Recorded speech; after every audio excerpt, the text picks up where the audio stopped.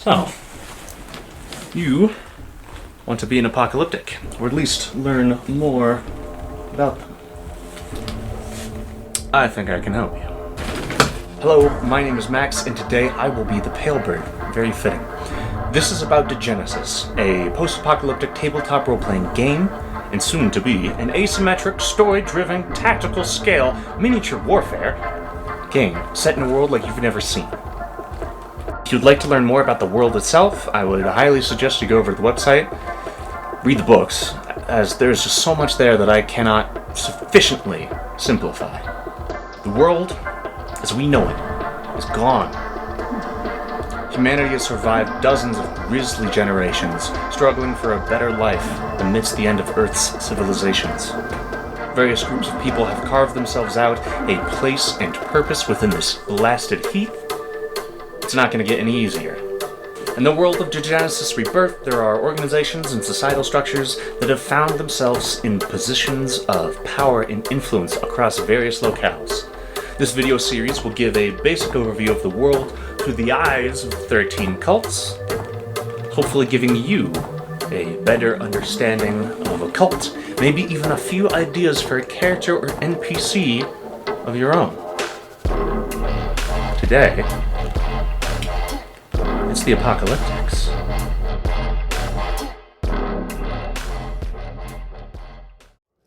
When I first started playing and GMing for DEGENESIS, I made the mistake of trying to explain Apocalyptics as this Roma plus biker gang plus the court of Caligula, or your average hedonistic rogue, or X-Men mystique-ification. It's much more than that. Life is short, and it's gonna stay that way. We all sorely complain about the shortness of time, and yet have much more than what we know what to do with. Our lives are either spent in doing nothing at all, or in spent of doing nothing to the purpose, or in doing nothing that we ought to do. We are always complaining that our days are few, and acting as though there would be no end to them. When you really get to it, what is life? Life is a sexually transmitted disease with a mortality rate of 100%. People out here believe in higher causes. Folks out there believe in meaning. Men, women, everything in between and without believe that they mean shit. They're wrong and right, but most assuredly lying to themselves in one way or another. Call us disruptors, delinquents, outcasts, outsiders, heretics, revelers, heathens, wenches, wisecrackers, or barbarians. Correct. We are counterculture. Apocalypse means disaster, inferno, a great fire. But depending on the language, means revelation, or uncovering, apocalypsis, from the Dorian or Ionic word. What are we uncovering? Society, universal truth, stones unturned, rules untested? Very Anabaptist if you think about it. Worn wretches wallow with willfully wanton women. Whimsical war chiefs wrathfully wound willy-nilly. Wealth-wishing wandering whelps who wince wearing worthy welts, wax and wane into wizened wayfarers, wistfully wetting one's whistle with whiskey, wondering what winnings were worth what wagers. Wolfish wastrels wielding wicked and whetted weapons, watch walkways for weaklings to waylay. Winsome and worldly witches ring well-woven webs, warning of winter-weary warriors, waking, wired and wild, to wage war, wailing and whooping, all the while we, wanting, word for word, whisper. Waste 'em. Wherever you go, you will find the Apocalyptics. A small bay that is sealed off with the tides, the perfect spot for a pirate outpost on the African coast. Scourger patrols haven't found them yet. An arena, betting house, and Gaudica of Liqua. Nothing beats blood sport by betting blood money. The remaining initiates in the Balkans survived the Dushani near the spore field, practically naked, the Finch guiding the orphans from some Jehamidin or Voivode conflict through the field. They breathed through their nose, communicated through their hands, picked a cusp or two. They couldn't run or react when a fellow was taken. You can't yell out or scream when a comrade stands up, their eyes glazing. As they wander further into the valley, they heard something. If you try to snap them out of it, the gardeners will turn their attention your way. Apocalyptics set up anywhere. It can be aimlessly nomadic, a nest built for hibernation, a spot where they can go straight, or at least look like it, while running an eatery. Coves, caves, and covenants, anywhere, probably anywhere. Anyone can be one. Even at the ends of the earth, there will be a nest and a patron. Those who need to escape the social bonds of their society will find an open hand. The father who abandons his children, the runaway daughter, the punk, the rebel, the poet, the priest tired of proselytizing and prostrating. God save the outcasts. They will find warmth amongst our feathers and down. A family of sorts. Woodpeckers and tocos usher their mark into the casinos and gambling houses in Balkan and Hibraspaña. Magpies and pelicans tell you secrets and pinch your purse. On the beaches of Franca, the ibis, seagull, and stork meet in Syracuse to report their findings to rank 3. Buzzards, albatrosses, ravens hold the tarot's secrets, advice, guide their flock, all the way from Danzig and Chromium to Agadesh and Gao. Every day in the life of an apocalyptic should be full. The pursuit of one's goals throughout the day. Don't just lounge about. Toughen up the finch, send him off on an errant mission they'll regret. The tern gets crab duty. The hummingbird has to feed the hyenas. We migrate everywhere, can exist anywhere. You must be bendable, on the wind, on the water, within, behind safe walls, and then being able to walk back out into the wasteland. It is not, though many may say, survival of the fittest. It is survival of those able to change and adapt, keeping a steady head through whatever turmoil. We've survived the ice ages by wearing furs, making fires, sweating a lot, and learning how to set bones. Let me tell you a secret that most apocalyptics understand. The concept of go fuck yourself. It's a sacred one. You are who you are, and if that identity isn't strong enough, well, someone else is going to shape you, make you think this is who you are. Taxes, conscription, social taboos, arranged marriages, someone else is telling you what's important. Whoever you are, be it in full. No respect should be held for wishy-washy owls, or a seagull who doesn't know every knot, or an ibis who refuses to learn, thinks that they're done learning. No cult, or life doctrine, or faith has the same the ability to change, to give up, give in, or give to the new direction. This capacity for being, for embodying the now, creates this political and diplomatic tornado that every newcomer and every neighbor will need to pay attention to. The motivations, methods, and means of any flock are deeper than what may be apparent on the surface, or what the mouth might say. People who take it at face value, hopeless. Those who respect the mystery, they're getting there. If you don't pay us our dues, or take us seriously, that's just a bad idea. Yeah? Alright. Tell me, who can discern the great will of the innumerable universe, or God? Maybe it can't be parsed out. Maybe the Anabaptist emanations, or the teachings of Muhammad, are getting somewhere. Maybe we are but subject to it. Potentially true, but patterns emerge. People act in patterns. Birds migrate annually. The constellations change with the seasons. Ornithomancy. I really like that word. 4 seasons, 52 weeks, 13 phases of the moon, waxing and waning. 13 zodiac constellations. Seriously, look it up. Officious. Minor arcana, major arcana. There's a lesson to be learned here. Anyone can afford randomly generated advice. Only so many can afford insights with pointed out secrets, maybe biases, by those who have studied patterns. In reality, 649,739 to 1 is the royal flush. The ultimate hand, such a statistical anomaly, yet it happens. Chance is funny. Luck may seem to follow an attitude or a token, or a good luck charm, someone blowing on the dice. It could have been fated to have been dealt that way. The cards shuffled are still in order, unbeknownst to those looking upon it. The statistical component is random chance. Now it's not. As soon as this is drawn, the interpretation might differ. It could be good or rather damning. I won't talk about power or inputting energy into action, but you know that if someone believes in something, it makes it real for them. They'll internalize it.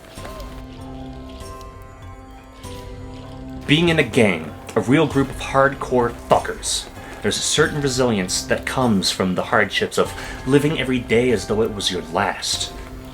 Each chore the finch, hummingbird, or tern does, of course you get an errand boy out of it, but it will prepare them to pursue what's actually important to them. They'll learn about being a sadistic mother-boo. Maybe that's where they're going. They learn that they'd rather make bank, woodpecker, or sit in a crow's nest and just marvel and map the stars, pelican. Maybe they're not cut out for it. There must be some respect given to those who give up, only in turn to actually do and pursue what they want to. You'll know when this small bird is ready when they show acceptance, pull off some big shit of their own, not waver in the face of danger. They find themselves. They've realized the inside joke. Live by your own rules. A backwater base is running an extortion on the road nearby. They call us bandits. That's technically not correct. Can't be outlaws if there is no law. You and your siblings run a protection racket in Toulouse. Sure, they hate to pay up, but you guys solve problems, settle disputes, ease any grudges, and don't report it to the gendarmes. If someone does something stupid, they'll get thrown into the resistance meat grinder as a penitent. That's what they pay you for. In the protectorate, to be the knows a guy who knows a guy, a citizen died out in the wasteland. Their papers are still valid for a while. Just go by Koya for a while. When you buy it, sell shit. 300 drafts. Heck, if you need something in justitian that isn't strictly allowed, are you going to ask pretty please from a judge? Or forgiveness from a spitalion? Or are you going to ask how much from one of us? Let me tell you who I am cuckooing as. Maybe you don't know, but you'll know me better by my successor, and Graham. You see his wanted poster all over. I killed my flock, my family, my confidants. They did not play by my rule. Judges looked the other way because this mass murder was in their favor. They understood my price and the benefit of this injustice, not necessarily knowing what I would try to do with my new kingdom. I lost this eye. Some say it was the price of betrayal. Some say it was taken and then offered to the carrion birds as my tithe. Some say it was my paranoia, that I thought in my madness it would betray me, so I removed it and replaced it with a stone. Consider something else over a pint of whatever. Escapism. It's very human. Modus operandi. Easy peasy. We don't want to feel pain. As soon as we became more than monkeys, we pursued beers, psychedelics, temple prostitutes, harems, carnal combat. Laws against affairs, mitigating drunkenness, and travel thus came into place. Hammurabi. Some flocks appreciate the desire to end life. Some flocks center themselves around entertainment, adventure, drug running. Your flock will have enemies. Call it religion, culture, expectation, societal taboos. There are many ways by which we influence one another to do the thing that we need them to. You want to live someone else's life. Cuckoo. Learn about other cultures and expectations. You want to watch people compete for you? Magpie, Toko, albatross, sure. Woodpecker? Absolutely. You can experience the life of an apocalyptic alone as a battle crow, seagull, or owl mercenary, or even start the foundations of a flock as a stork. I digress. Escapism. Life is short, and in that short life, a lot of it can suck. There is so little meaning to what this life actually results in. So you need to choose what it means, and what is the most important part, what is worth pursuing. Every apocalyptic should be asking this to themselves. Escapism means the adrenaline junkie, trying to find your purpose there. Escapism means staring into concoctions that cause excruciating pain or bliss. Escapism is using others to ensure that you yourself can sleep at night, satisfied in doing your duty, God's will, whatever. Something along those lines. From this instance on, vow to stop disappointing yourself. Separate yourself from the mob. Decide to be extraordinary and do what you need to do. Carry a weapon. Show that you mean business. Or show yourself off as defenseless when you need to. Have an escape route, a scapegoat. Know the landscape and where to hide and lay low for a while. This also means use people. Ravens, albatrosses, buzzards, all know this. Each person that enters the sphere of a flock is being used, usually for the head's plans or, something else. But know this. The flock knows the difference between a potential customer, mark, and a member of the team. If their raven respects a cuckoo in their role, they'll assign them the appropriate task. A buzzard won't send a marabout to negotiate with the nearby Neo-Libyan. A raven won't encourage the magpie to go collect Gendo tails because they're low on cash. Unless that flock member knows exactly how to do it. If the albatross overestimates their plan, sends in the wrong person, crashes the schooner on a nearby reef, mutiny. It is time for the next competent person to rise, and they are either out of their mind, out of their body, out of luck, or out of time. Many other apocalyptic lifers will settle, won't understand the pinnacle, or will pass before they do. We enter the world of men and women, where half are suckers and the other half are out to take advantage of that naivete. We, as apocalyptics, realize that. The crow lives for the fight, the pelican, the maps, the plans, and the seas. The toko's the splendor. Do what you love what you do, be unabashedly you. Very human.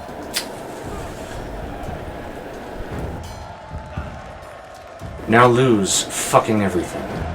All it takes is one bad day. You're burned. Your soul has reached nirvana, and you lose everything. You're a fucking stray dog. If you see something, you take it. If you see another dog, you fight it. If you see a hand, you bite it. Or not. Let's concern ourselves with nihilism. Death and fire. Not the scions of Nihil. They're of a differing background. Let's talk about Rattler and Kaler. Look into them. And people like that. Everything you love gone. Everything that you've built burned to the ground. Dreams refused. Every time you sleep, no image, no voice is there to greet you satisfactorily. You can look at art and music and someone caring about something, but it means nothing. You've reached the height and you then rock bottom.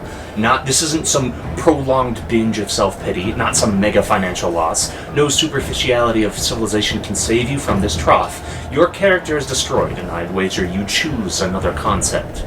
Or maybe it was that you were an abomination all along. You're not going to throw yourself off of some high rise. You've already done that and survived. Crash, bam, head caved in. You're a zombie now. Core values irrelevant. The god that you prayed to just came down, told you they don't exist. They don't believe in you. They don't love you. You're fucked and everything is a lie. Love is irrelevant. And any success you now achieve or attempt at is an imperfect simulacrum of what once was. What excess can fill this hole? What grand mischief will give you the life that you had? Nihilism. There's no grand plan to any of this. No matter what happens, nothing matters. Or, there's no grand plan to any of this. No matter what happens, nothing matters. You could have anything now. Literally nothing means anything. There's only up. There's something that you can find, latch on to, an obsession, a quest, find a commandment.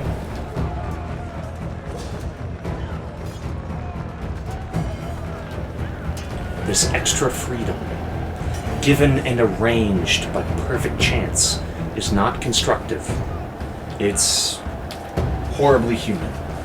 Welcome to mankind. The capability for choice that this restart gives you, that is invaluable. A phoenix must know this. Burned, ashes, reborn, what will you do now? What goal is worth this resurrection? Is it annihilation, retribution, jollification? We shall see. At every level, every rank, every experience, a buzzard, albatross, raven, they're given an inkling of this, but haven't crossed the line uncrossable. Here is the duality. Use this idea to reveal, or use it to revel. I've been given the ability to see through that. The great flaw of this cult is that it is inconsolably uncontrollable, on purpose, a Gordian knot of causality. And sometimes you just have to cut right through it. Wield the power of a sacred and personal apocalypse wisely. Otherwise, the cosmos will just need to provide another. Life finds a way, and we will burn and be rebirthed as many times as needed. Maybe that is the cycle. Huh.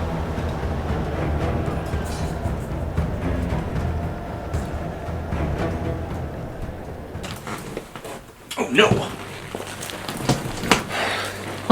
Practicing literacy. Alright, let's see. Each flock is its own microcosm of authority and has its own idiosyncrasies when networking, unique capabilities, and of course, with its flaws, problems. This ranked tree is regional for sure. No. The universal rules. You gotta be broken down and experience the rite of passage into the flock. Rank 1 needs to suffer. Boot camp, if you will. Build them up from the ground into the new aware person that they have the capability of being. Here we go. Make sure that they show that they are willing. Some don't get it. Darling, look into it. Raise the younglings, patch wounds, the second column, take care of the tenants, collect, distribute the cusps, collect information, negotiate terms, build the nest, take care of the eggs, and hunt.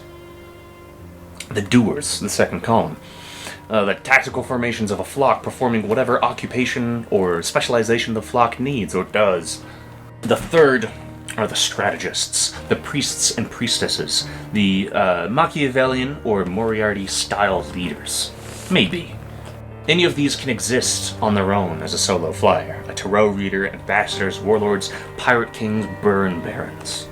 Technically, a hummingbird could venture as an apocalyptic on their own, suffering until they found the cause and recognized that no rule or authority is over their own. The fourth rank, and it was spoken of briefly.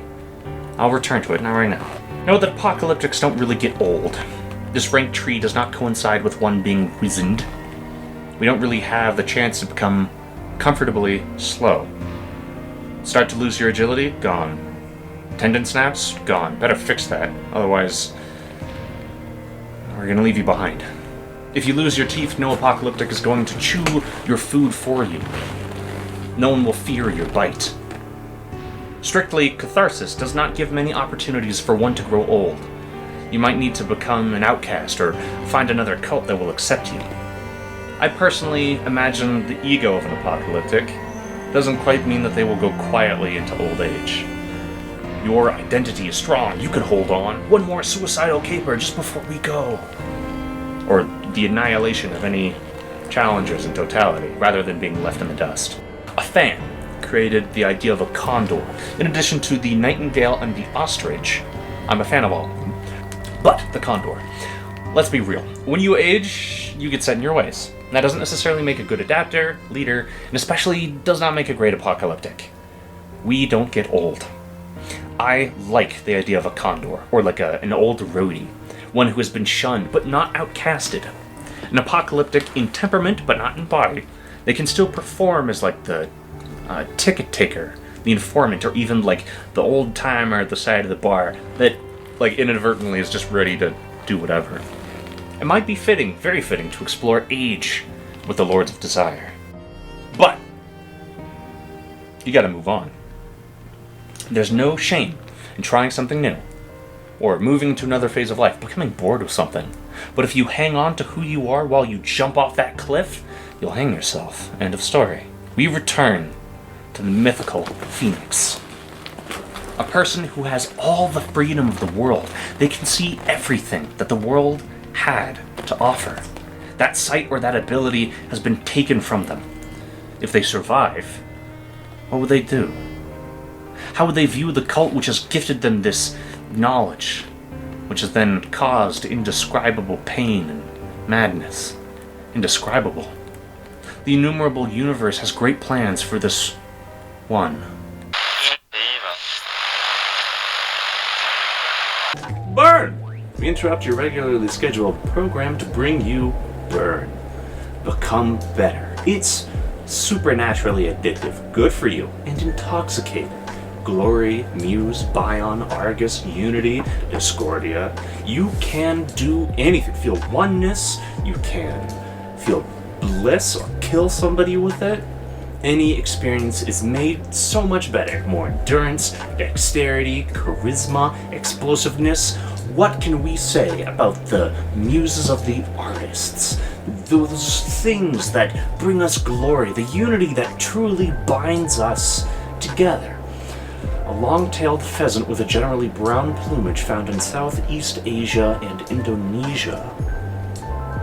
This, like everything, like everybody, is a tool, a promissory note, a currency, a future business potential, something to plant on a competitor, foster or repeat a customer. Insurance. Some people cannot live without burn. Careful not to mess with your own stash. If you succumb to the otherworldly ethereal call, you'll lose yourself. Not in the music, but you'll hear the nothing and then follow it into the forest. Reserve it for special occasions. Let the raven guide you through the hallucinations, ornithomancy, the illumination, and a rite of passage. There is so much more here that many miss. I need to make a video on it itself. But make sure that you have plenty of X, only $19.99. Just listen to some of our customer reviews. Drugs are great. I was able to survive the winter cold. I've forgotten the pain of losing a child. And, I am become one with the universe, so. Some see performance-enhancing materia. Some see a connection to Yahweh. Some see a substance that is the corruption of man made manifest. Some see biology. They know more about it than you think. It is an opportunity, and a very profitable one at that. 1 out of 10 doctors recommend.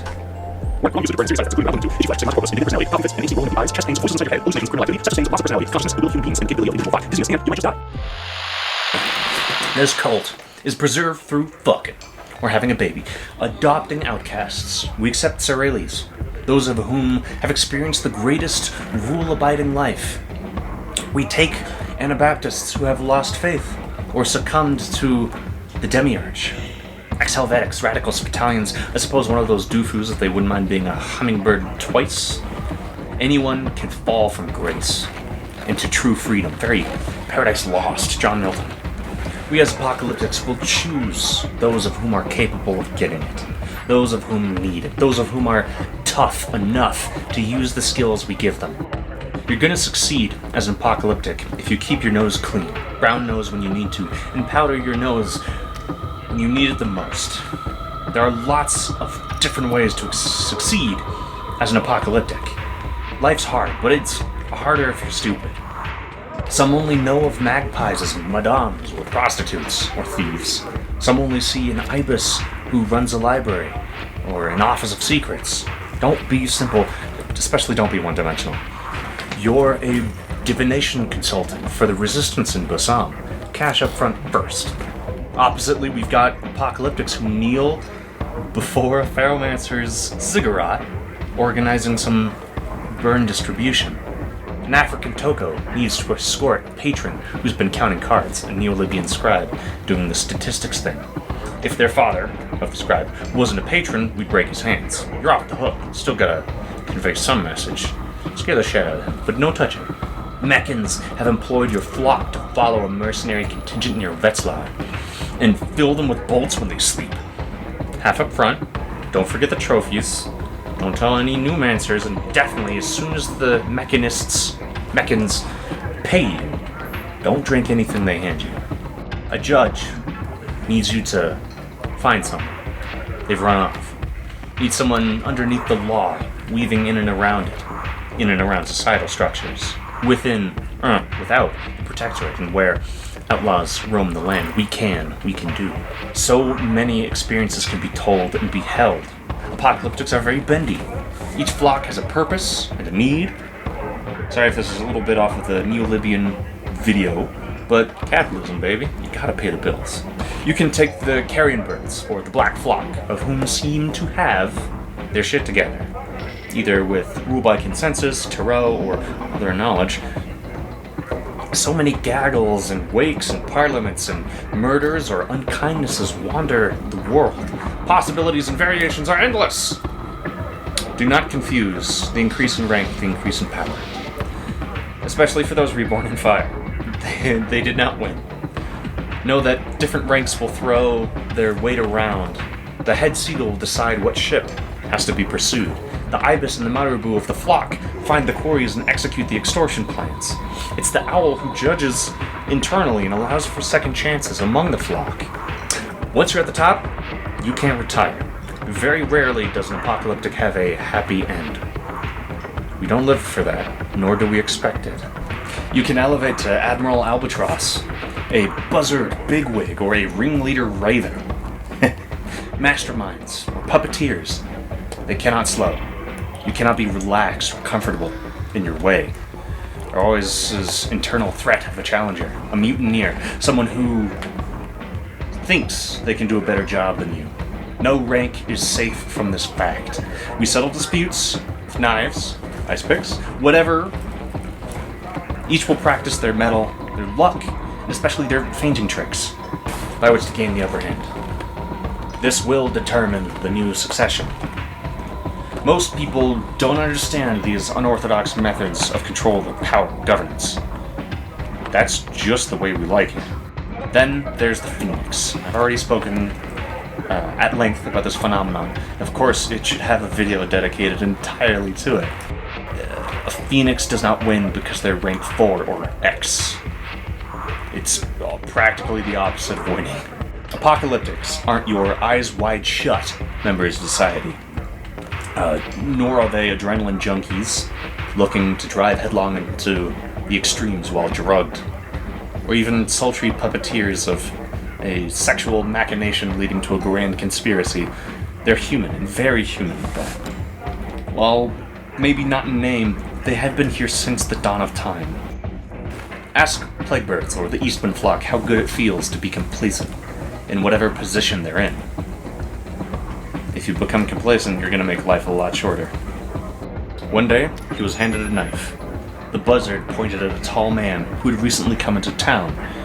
Deplorer took him out for drinks, learned his story. They embraced and said goodbye. The man left the second day. Deplorer followed the path that he said he was on. Followed him, found his camp in the tall grasses, and took his life in his sleep. The buzzard said it had taken too long, but he did a good job. Deplorer's hands would only increase in filth as they got older. Fight, flee, or fornicate. That is what high adrenaline means. First, he was a cuckoo, a con man in Osman, for a long while, until he was found by some of his previous quarries and cornered. Lester was not defenseless, and ensured that these men lived in pain and told the tale. Free like a bird, Lester gained a renown, authority, and fear to his name. Now all he needs to do is give a look, people calm down. He's a battle crow now. Janites of Osman, leave him alone. A Sarele who longed for adventure. She became immaculate when the swords of Jehemed were sent to rescue her, and then they didn't pursue her when she was living the life of a fisherman. Birti earned her name as a pelican who, under the cover of dark, transported just about any items past torpedo boats and watchtowers. She had an uncanny sense of those following her and how to lose them, when the mist would form and when it would lift. She was invited to corps many times for council meetings, for deliberations, and planning for the years ahead. She became an admiral in Albatross. The Mist Mother built her own flock, sea kits. Almondai's epicanthal fold. Iska is from a long line of travelers. Her raven asks why Iska doesn't send her mentees out into the spore fields for cusps or make them pickpockets in Aquitaine. No, Iska would not waste any member of her entourage. One, because the deal with the chroniclers is profitable. Two, she does treat them like her children. She will have a small army, form her own flock, make a caravan of other travelers, find those of whom are truly her kin, by blood, not by feather. Tunis was where a singularity of despair came to be. That albatross from Corpse, they had a good thing. They even kissed, it meant something. Ozzy would help her smuggle anything in and out of the city. The Tokos of whom swore allegiance to the Buzzard could hide any number of artifacts in the casinos, bathhouses, and smoking parlors that they had set up. Merchants asked him, Ozzy, for favors. Asimba asked if he could take Ozzy's son into the Scourgers. An Nubian healer has even made their way to his home to make sure that everything looked healthy and that it felt good. It was good. But that damned albatross bitch ruined it. An attack on the harbor. An uprising of so many slaves. Ozzy watched as the corpse of the Dufu, of whom was his son, was thrown into his burning estate. His accomplishments turned to ash. Ozzy rubbed those ashes and embers into his skin and into his eyes. A full 180 of a quality of life, but he maintained a diplomatic and political mind. Not only does Ozymandias resume his trade, smuggling prisoners out of the city to hand over to the Scourgers, but will let the Balkani brothers know which gate will be attacked and by how many. He will watch this city burn for as long as it is capable to. When he gets his hands on Birding, when he peels her like an onion, he might feel something again.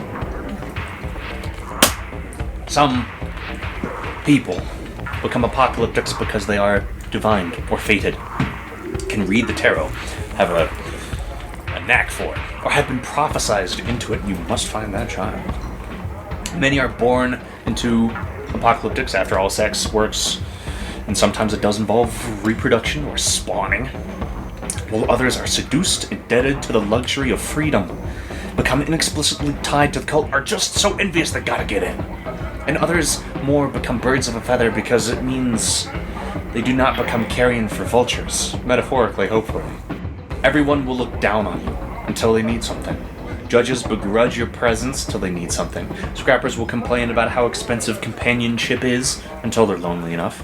Neo-Libyans will roll their eyes and haggle for a better deal, expecting that you're a Neo-Libyan too. Alas, the job still needs to be done. Who has apocalyptics do the job when they find new recruits? Who pays us to guide them across the Alps? Lucator needs something. Clanners need something. After all, who do they come crawling back to when they miss the euphoric comfort of this cusp? At the end of the day, after a long day of playing both sides, telling fortunes, making dreams come true, it would not be rare for an apocalyptic to carouse with other cults, enjoy a cuddle, or maybe even part of your own stash. No one would blame you.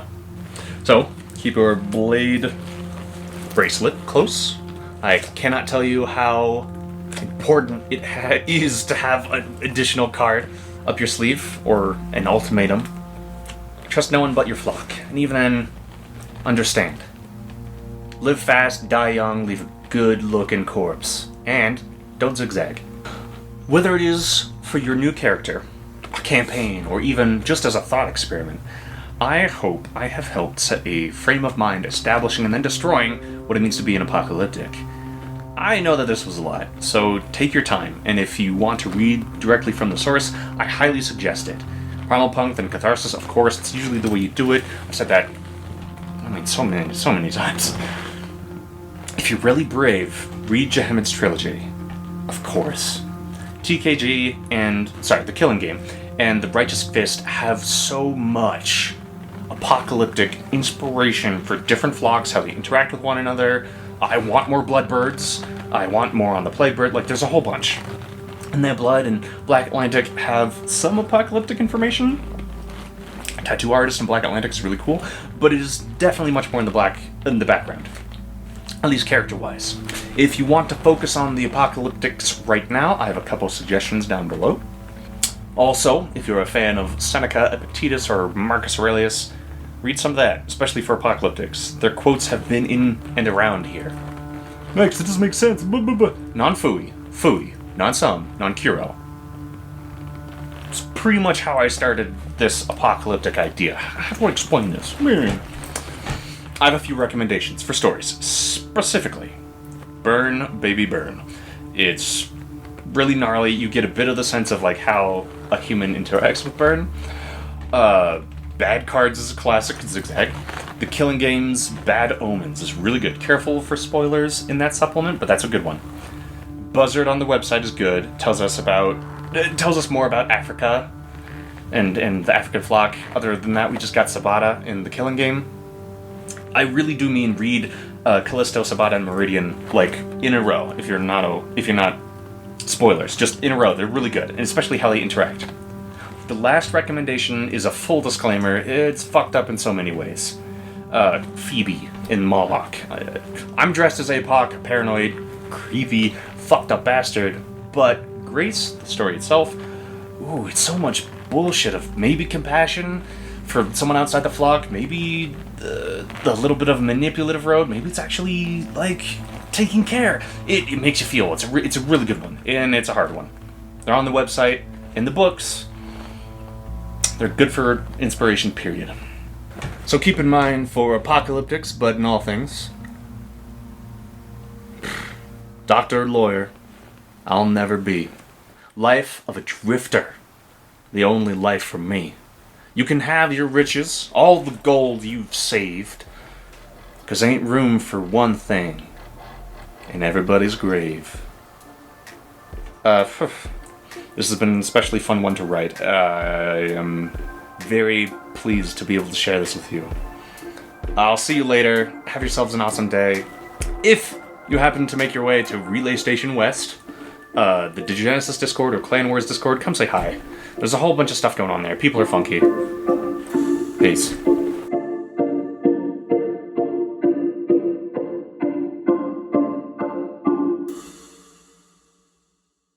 What can we say about the muses of artists?